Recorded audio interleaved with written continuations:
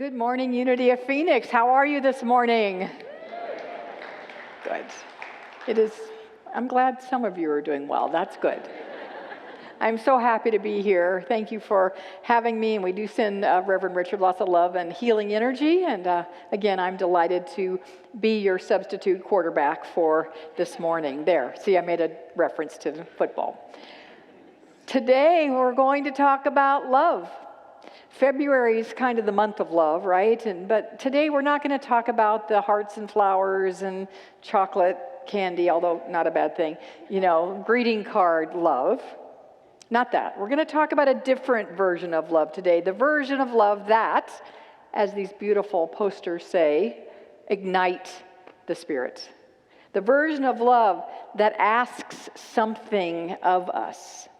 So today we're going to explore putting our heart into it. What is it? Love. Putting our hearts, our minds, our souls, our bodies into love. And that phrase matters.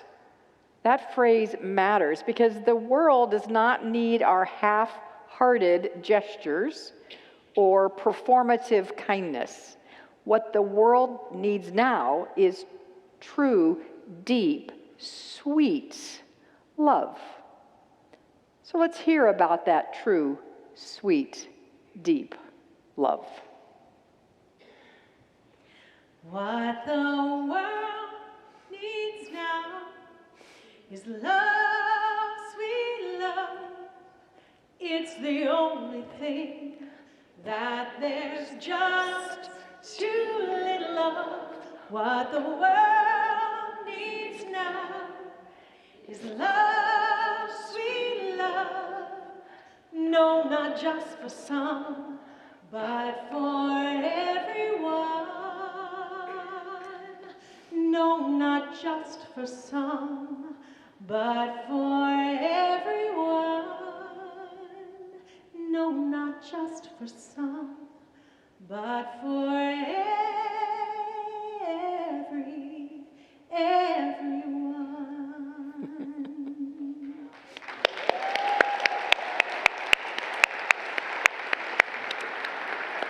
And applause to you as well. Nicely done, choir. Nicely done.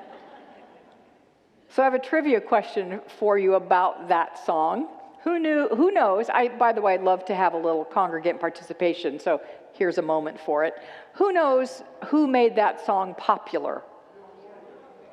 Dionne Warwick. Okay, we'll go with that because yes, she did in 1996, but she was not the first one. As a matter of fact, the song was offered to her originally, and she thought it was, and these are her words, too country and too preachy. So she didn't want to sing it.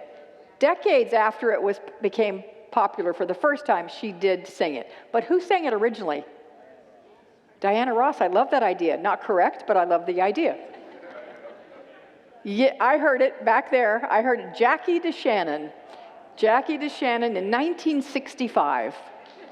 Nicely done. Who said that? I don't know where that came from. Perfect. Thank you.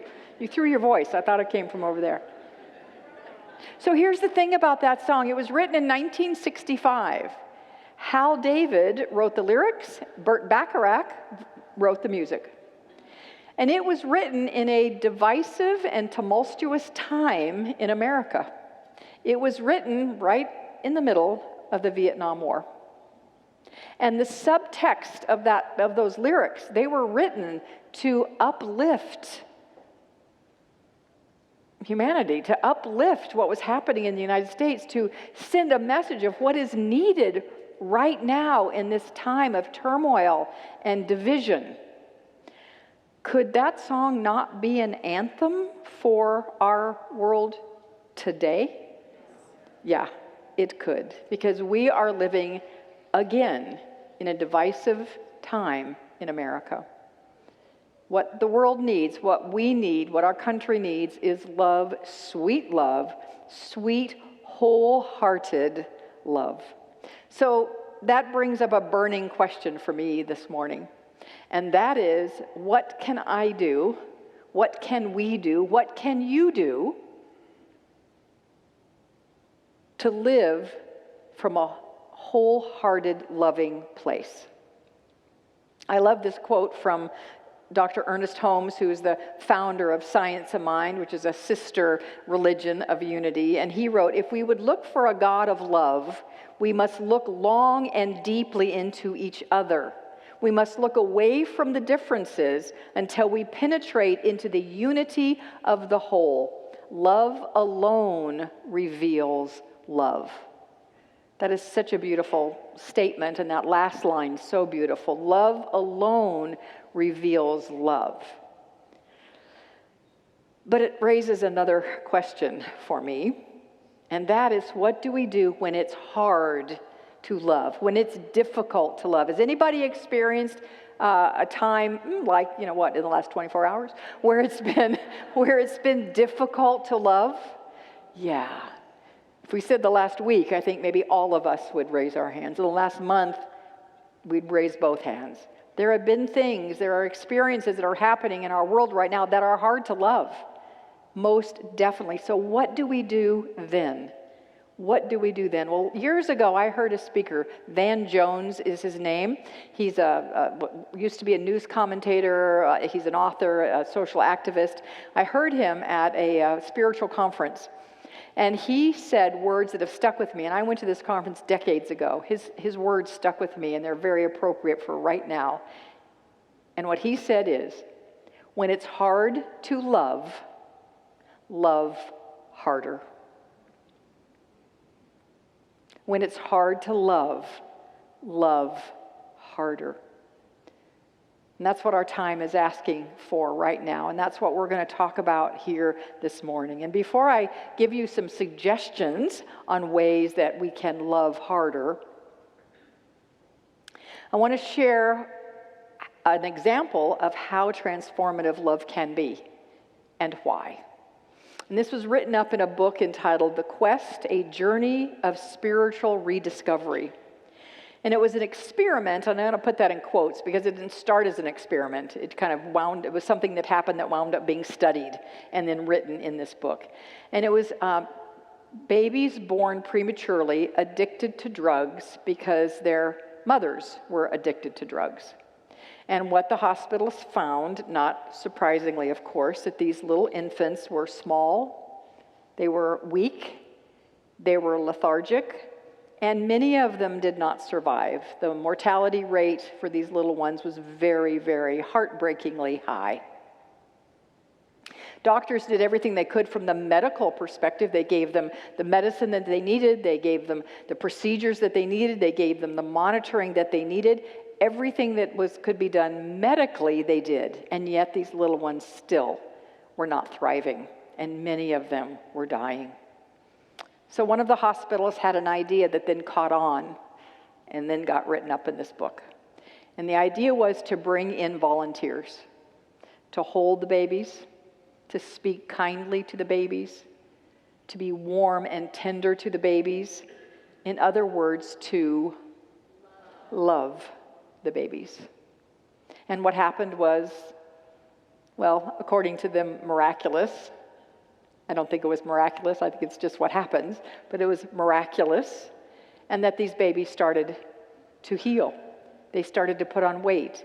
They started to get stronger. Their vital signs started to increase. And the mortality rate dropped. Meaning much more of them started living and moving into being more healthy infants and growing into healthier children.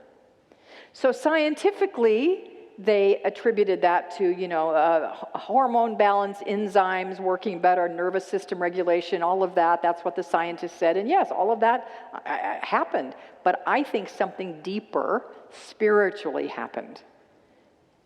And here's what it is. Hang with me in this. May be a little mind expansive. So, we believe in unity. I hope you all believe this. We're going to do a test, a little check. We believe that we are made in the image and likeness of God. Are we all on the same page? Yes. All of us? Okay, good. We are made in the image and likeness of God. And if we were going to put one word to describe God, what would that one word be? Thank you. Oh, you're sharp. Good. Yes, that one word would be love. So, in other words, we are love, right? We're made in the image and likeness of love. So we are love incarnate. Love is at our core. Love is who we are. So what if those babies didn't heal because they were given love? What if they healed because they experienced an environment that called forth the love that was already in them? Yeah. What if these babies healed, not because of the love from the outside, but because of the love that was awakened in them that was already there? Rumi must have known something about this when he wrote these words a long time ago. Your task is not to seek love, but merely to seek and find all the barriers within yourself that have been built against it. So our job here is to create environments, situations, opportunities for love to be awakened in not only ourselves, but in others, to be called out. And that's what heals. And I think what could have a huge hand in healing the division and the divisiveness that lives in our world today. So, good theory, right? We like the theory of this. Theory is good. Theory is a foundation. It's important. But if we don't put some teeth to it, as I said, love that has skin in the game. Oh, perhaps another football reference-ish. It doesn't matter. It doesn't do anything. So we're going to talk a bit about love as a verb. There's a great book written called Love is a Verb by Rabbi David Cooper. It was a fantastic book, but just the title alone was enough, right? Love is a verb. It's not just a sentiment. It's not just an idea. It's not just a feeling. It's action. And I love Ceresa's song, which, by the way, her song she sang, she wrote. She wrote that song. She's sitting in the back. She can hear us. She wrote that song. It's on her newest album, which is at her table out there. That was my little plug for her. Yes, love is the root. It is the root. And it is also the action that comes out of that foundation, that root of love. So we're going to talk about some ways that we can tangibly do that. But I'm going to give you one more quick story. I love stories because I think they just illustrate things so beautifully. Another example of how love can change everything, and the love that calls out love from someone else. So this is a story that went viral a couple of years ago, and it was written by a middle school teacher. And in this school, they had a little boy, a young boy, who was angry all the time. And he was disruptive, and he was rude, and he was defiant, and he was constantly getting in trouble, being sent to the principal's office so often. Most of the teachers had washed their hands of him. They just thought he was a problem kid. They'd written him off. They had found him, as we've said before, hard to love, right? So they just send him to the principal. Well, this one particular teacher one day thought she would do something different. And he had acted out again in class, but instead of sending him to the office, she asked him to stay after class.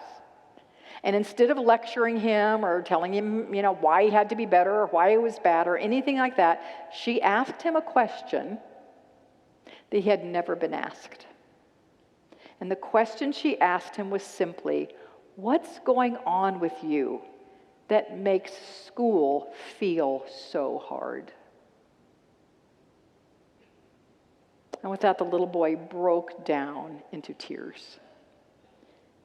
And he told his teacher that his parents worked 2 jobs, so they worked at night, and he was responsible for his younger siblings. This young boy was carrying the weight of adult responsibility on his shoulders.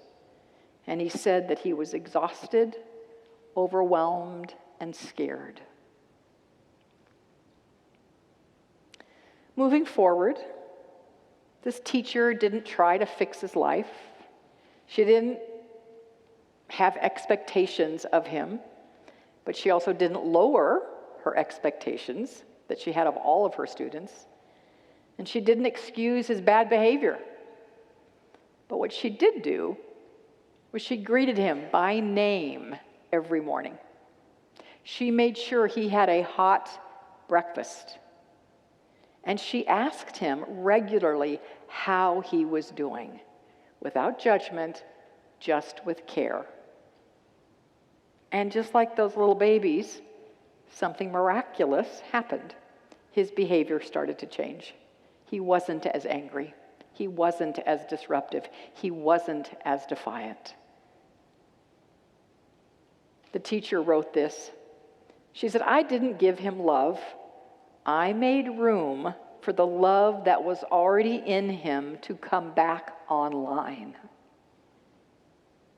That's what we're here to do, my friends. We are here to wholeheartedly, to put our whole hearts into bringing love back online for individuals. So I'm going to share 4 ideas this morning that you can do to activate love in yourself and in others and have it be a ripple effect. And as I'm sharing them, I want you to just be feeling into, oh, might that one be for me? And then at the end, we'll do a little guided meditation to help you even deepen a little bit more into, might that be up for me? And also, perhaps one of these ideas will stimulate another idea in you, which would work as well. But here are my 4. The first one is pretty easy. I'm thinking we probably at some level do it already, but I want to really anchor it as a powerful way to awaken love in someone else. And that is, whenever you see a police officer, a firefighter, a serviceman or woman, a nurse, a doctor, an EMT, anyone in the profession that serves and supports us in ways they do, thank them. Take a moment to thank them. You probably think it in your head. I know I do. I think it, but I don't always get the words out of my mouth. And then if you want to add to it, amp it up even more, briefly, and let me put that word again in big bold letters underscored, briefly, did I say briefly? Share with them some way in which someone in their position has supported you or helped you, or someone that you love. I know when my mother was ill before she passed away, she lived alone and I couldn't be with her all the time, and she had issues and she called the fire department a lot. I think she just liked the handsome firemen, frankly. She did like that. But they were so kind to her and they helped her so much. I'm so grateful for that. So you could say something like that. They don't need your whole life story or, a big, long dissertation, but a brief example of how what they do, even if it wasn't that person, what they do for a living, how it helps, that would go a long way to be an act of love. Number 2, ask someone, maybe someone you know, maybe someone you don't know, what can I do to help? Maybe it's a friend who's having an overwhelming time. They just had a baby. They're a single parent and are, have a big project at work and have to work extra hours. Maybe it's someone who's ill. Maybe it's someone you don't know who's in the grocery store struggling to reach that thing high up on the shelf and you're tall. Offer to help. Somebody who's trying to take a whole load of groceries, loading in their car, offer to help. I know for me, as I was, whatever talk I ever give, it's because I need to hear it. So they're for me, and if you get something out of it, I'm glad, but it's for me. And as I was thinking about this one, ask for help, I realized that I have offered to help, but I haven't done it yet in a really important area. And so my commitment is to do it. And that is my chiropractor that I've had for 25 years. And I love her so much. I don't know her outside of that chiropractic relationship. But she is ill right now. She has a very aggressive form of cancer. And she's going through a very debilitating series of chemo treatments. And a mutual friend who has put together a whole chart of people to go visit her and spend time with her, maybe make a meal, maybe do some errands for her, help her do something around the house. And I have said I will help, but I haven't put my name on that list yet. So I haven't done it. That doesn't cut it. We've got to actually take the action. So my commitment out loud to myself and to you, hold me to it when you see me next, is today, after I get home from church today, I'm going to open up that document and put my name on the list. Number 3, if you see an unhoused individual sitting in front of a store and they ask you for money or if you could help, what if you ask them, what can I get you in the store? What can I buy you? And within, of course, your financial means, don't go beyond that, of course, but if it's within your financial means, go get it. Go get it and bring it out. And when you bring it out, don't just like say, here, buy. Spend a moment. Ask them their name. Tell yours. Spend a moment. Treat them like a human being. Because people like sitting there like that often get just completely ignored, or worse than that, met with contempt. Let's treat them with care and kindness, which is love. Which is love. And the last one I want to share with you, some of you have heard of it. I want to go a little bit deeper in the description of it, though, for those of you who haven't. Do the Hawaiian healing process called Ho'oponopono for 30 days around someone with whom you are angry or you don't like. What is Ho'oponopono? Well, it is simple and yet deeply profound. It is simply getting an image of that individual. Maybe you have a picture, maybe you don't. You have an image in your mind, and simply looking at that image and saying, I'm sorry, I love you. Now, what the heck is that all about? There was an author, Joe Vitale, who years ago interviewed a Hawaiian doctor who actually went into an institution for the criminally insane. He was a therapist, and he performed this Ho'oponopono, and miraculous things happened. So I'm going to read you a little excerpt from an interview that Joe Vitale had with the doctor. His name is Dr. Hugh Lin. I'm not going to try to pronounce his first name. I can't do it, so I'm not even going to try. We'll just go with Dr. Hugh Lin. And this is how it went. Joe Vitale wrote, if we believe that we are responsible for our lives, it means that everything in our lives, simply because it is here, is our responsibility. In a literal sense, the entire world is our creation. Whew. That's tough to swallow. Being responsible for what I say or for what I do is one thing, but being responsible for what everyone in my life says or does is quite another. Yet, the truth is, if you take complete responsibility for your life, then everything you see, hear, taste, touch, or in any way experience is your responsibility because it is coming into your life. This means that terrorist activities, the president, the economy, or anything you experience and don't like is up for you to heal. Take a breath. Take a breath. The problem isn't with them, it's with us. I know this is tough to grasp, let alone to accept or actually live. Blame is far easier than total responsibility. But as I spoke with Dr. Lin, I began to realize that healing for him and in the Ho'oponopono practice means loving yourself. If you want to improve your life and that of others, you have to heal your own life. If you want to cure anyone, or I would say, if you want to awaken the love within them, even a mentally ill criminal, you can do it by healing you. So I asked Dr. Lin how he went about healing himself. What was he doing exactly when he looked at those patient files? And he said, I am saying, I'm sorry, I love you, over and over again. After a few months, patients that had been shackled were being allowed to walk freely, he said. Others who had been heavily medicated were getting off their medication. And those who had no chance of ever being released were being freed. Vitale writes, I was in awe. That's the power of the Ho'oponopono practice. So I invite you to close your eyes for a moment. Take a slow, deep breath.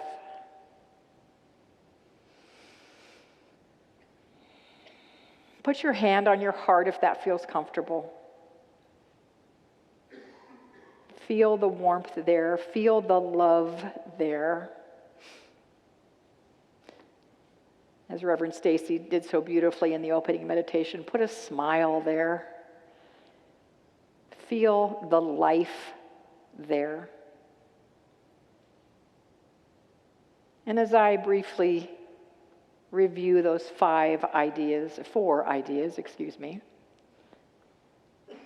just ask yourself, which one? Is this the one for me this week, next week, to make an ongoing practice? Is this the one for me? The first one, whenever you see a police officer or a firefighter or a medical professional, thank them.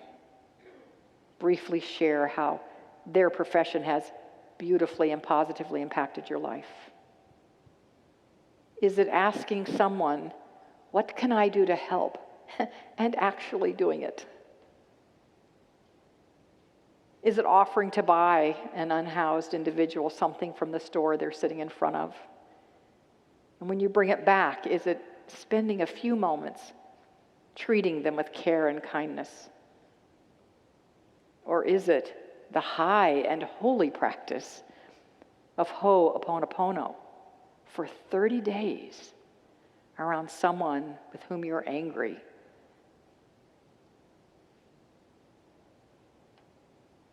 Which one is it for you? Which one of those actions will you put into action? Let's take another deep breath.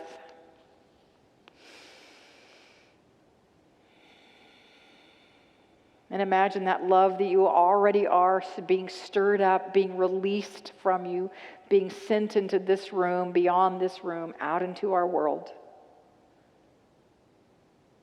And silently affirm, I allow the love that I am to move through me, to express as me, to inform my actions. I ignite my spirit with my wholehearted love. Martin Luther King Jr. gave us a collective calling that is as relevant today as it was when he said it. We have before us the glorious opportunity to inject a new dimension of love into the vein of our very civilization. Let's do that.